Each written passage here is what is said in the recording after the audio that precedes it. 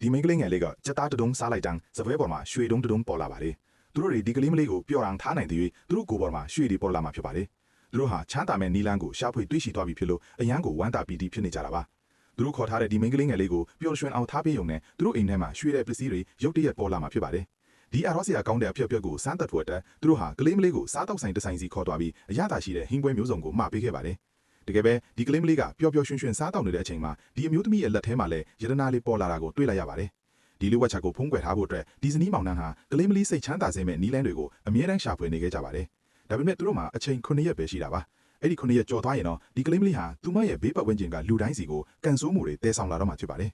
တကယ်တော့ဒီမိန်းကလေးငယ်လေးဟာမိဘမဲ့လေးတယောက်ပါအရင်ကသူမကိုခေါ်ထားတဲ့မိသားစုဟာတေဆုံးသွားခဲ့ပြီးရွာလူကြီးကတော့သူမကိုကန်ဆိုးမှုရဲ့ပြရုပ်တစ်ခုလိုသတ်မှတ်ထားတာပါ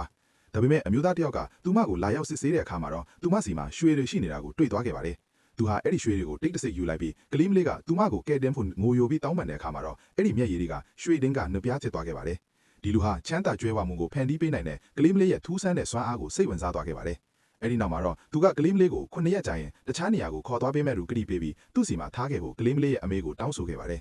်အမေကသူကတော့ဒီကလေးမလေးကကန်ကောင်းချင်းတွေယူဆောင်လာမလားကန်ဆိုးချင်းတွေယူဆောင်လာမလားဆိုတာမဝေခွဲနိုင်ပေမဲ့လည်းမတက်တာပဲသဘောတူခဲ့ရပါတယ်ဒါပေမဲ့ဒီလူရဲ့အမေဖြစ်သူကတော့ကလေးမလေးကြောင့်အားလုံးဒုက္ခရောက်မှာကိုကြောက်ပြီးကန့်ကွက်နေခဲ့ပါတယ်အဲ့ဒီခါမှာတော့ဒီလူဟာသူ့အမေကိုနားချနိုင်ဖို့အတွက်သူ့ဇနီးကိုရွှေတွေကိုထုတ်ပြလိုက်ပါတယ်ဇနီးဖြစ်သူဟာဒီကလေးမလေးကသူတို့ကိုချမ်းသာအောင်လုပ်ပေးနိုင်တယ်ဆိုတာသိသွားတဲ့အခါမှာတော့သူမကိုခေါ်ထားဖို့ချက်ချင်းပဲသဘောတူလိုက်ပါတော့တယ်ဒါနဲ့သူတို့ဟာကလေးမလေးကိုအိမ်ခေါ်လာခဲ့ကြပါတယ်အိမ်ရောက်တဲ့အခါမှာတော့ဇနီးမောင်နှံနှစ်ယောက်ဟာကလေးမလေးကိုအဖွားအိုကြီးနဲ့အတူအပြင်မှာထားခဲ့ပြီးရွှေတုံးတွေ2တုံးကနေ3တုံးအထိတိုးလာတာကိုတိတ်တဆိတ်စောင့်ကြည့်နေကြကြပါတယ်သူတို့ဟာအရန်ကိုစိတ်လှုပ်ရှားနေကြပြီး9ရက်ပြည့်လို့သူတို့အချမ်းသာဆုံးမိသားစုဖြစ်သွားတဲ့အခါမှာတော့ကလေးမလေးကိုစွန့်ပစ်ဖို့ကြံစီထားကြပါတယ်သူတို့ဟာရုတ်တရက်ဆိုသလိုအဖွားအိုကြီးအပေါ်ကိုလည်းကောင်းပြလာကြပါတယ်ဒီလူဟာအဖွားကိုစွတ်ပြုတ်ချိုချိုလေးတစ်ခွက်တိုက်ကျွေးတဲ့အခါမှာတော့အဖွားဖြစ်သူကကလေးမလေးအပေါ်ချစ်ခင်တဲ့စိတ်နဲ့သူမပါခွဲဝေတိုက်ကျွေးခဲ့ပါတယ်ကလေးမလေးကစွတ်ပြုတ်ကိုတောက်လိုက်တာနဲ့တပြိုင်နက်စံကြီးထဲမှာစံတွေအပြည့်အလံဖြစ်သွားခဲ့ပါတယ်အတန်ကြားလူပြေးကြည့်လိုက်တဲ့အခါမှာတော့စံကြီးထဲကနေစံတွေလျံထွက်နေတာကိုတွေ့လိုက်ရပါတယ်ဒါဟာကလေးမလေးရဲ့ကောင်းကြီးပဲဆိုတာသူတို့ချက်ချင်းသိလိုက်ပြီးအဖွားကိုကြီးကိုတော့ဒီစံတွေဟာသူတို့ဝယ်ထားတာပါဆိုပြီးလိန်ပြောခဲ့ကြပါတယ်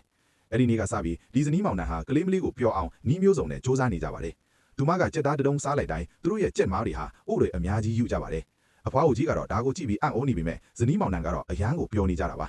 ရက်တွေကြာလာတဲ့အမျှအဖွားကိုကြီးဟာကလေးမလေးအပေါ်တကယ်ကိုတန်ရောစင်တွေ့လာခဲ့ပါတယ်ဒီဇနီးမောင်နှံကချမ်းသာဖို့အတွက်ကလေးမလေးကိုအတုံးချနေတာကိုတော့သူမမသိရှာပါဘူးကလေးမလေးပျော်အောင်ဆိုပြီးဒီဇနီးမောင်နှံဟာအဖွားဦးကြီးကိုကလေးမလေးပြီးမှအိတ်ခိုင်းပြီးသူတို့ကိုယ်တိုင်ကတော့အေးဆန်နေတဲ့ကျန်းကင်ပေါ်မှာတုံတုံရင်ရင်နဲ့အိတ်နေခဲ့ကြပါတယ်မနေ့ရောက်တဲ့အခါမှာတော့ကတင်ပေါ်မှာရွှေလက်ကွင်းတကွင်းပေါ်လာခဲ့ပါတယ်ဒီလူဟာမကြခင်မှာသူတို့ဟာကမ္ဘာပေါ်မှာအချမ်းသာဆုံးလူတွေဖြစ်တော်မယ်လူယုံကြည်ပြီးအဲ့ဒီလက်ကွင်းကိုတိတ်တဆိတ်ယူလိုက်ပါတယ်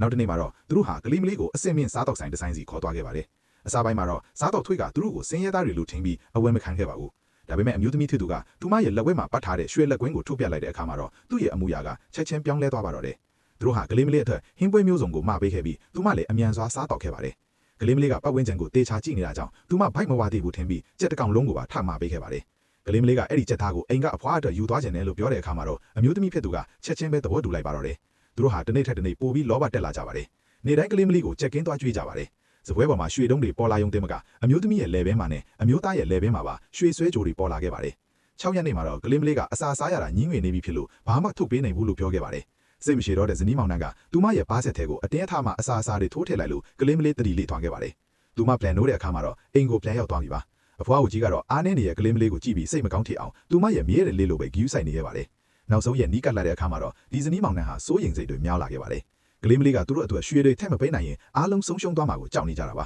အဲ့ဒီခါမှာအမျိုးသားတယောက်ကအကြံတစ်ခုရသွားပါတယ်အဲ့ဒီညမှာပဲသူကကလေးမလေးကိုပြန်ပေးဆွဲသွားပြီးသူ့ဇနီးနဲ့အမေကိုကလေးမလေးပျောက်သွားပြီဆိုပြီးလိုက်ရှာခိုင်းခဲ့ပါတယ်နောက်ပိုင်းမှာတော့သူကဂူတစ်ခုထဲမှာစွန့်ပစ်ခံထားတဲ့ကလေးမလေးကိုရှာတွေ့သွားခဲ့ပါတယ်အဖွားဦးကြီးကတော့ဘာမှမစင်စားပဲကလေးမလေးကိုကယ်ဖို့အတွက်ဂူထဲကိုခုန်ဆင်းသွားခဲ့ပါတယ်အဲ့ဒီချိန်မှာပဲအမျိုးသမီးရဲ့နောက်ခွင်မှာတောက်ပနေတဲ့နန်းတော်ကြီးတစ်ခုပေါ်လာခဲ့ပါတယ်သူတို့ဟာသူတို့ရဲ့ပါနတ်တဲ့အစီအစဉ်ကြောင့်နောက်ဆုံးမှာတော့အချမ်းသာဆုံးလူတွေဖြစ်သွားပြီဆိုပြီးဝမ်းသာအားရအောင်ပွဲခံနေကြပါတယ်ဒါပေမဲ့အမေဖြစ်သူကတော့သူတို့ဟာဒီကလေးမလေးကိုအတုံးချခဲ့တယ်ဆိုတာသိသွားပြီးသူတို့ဟာပတ်စံကလွယ်ဘာကိုမှတန်ဖိုးမထားတဲ့လူတွေဆိုပြီးအဖြစ်တင်ခဲ့ပါတယ်လောဘကြောင့်မျက်စိကွင်းနေတဲ့ဒီလူဟာချမ်းသာမှုတွေကိုသူ့တယောက်တည်းပိုင်ဆိုင်နေတာကြောင့်သူ့အမေအငင်ကိုပါနှင်ထုတ်ဖို့ကြိုးစားခဲ့ပါတယ်သူဟာကလေးမလေးနဲ့အဖွားဦးကြီးကိုအခုချက်ချင်းထွက်သွားကြဖို့အေးဆာဆာနဲ့အမိန့်ပေးလိုက်ပါတော့တယ်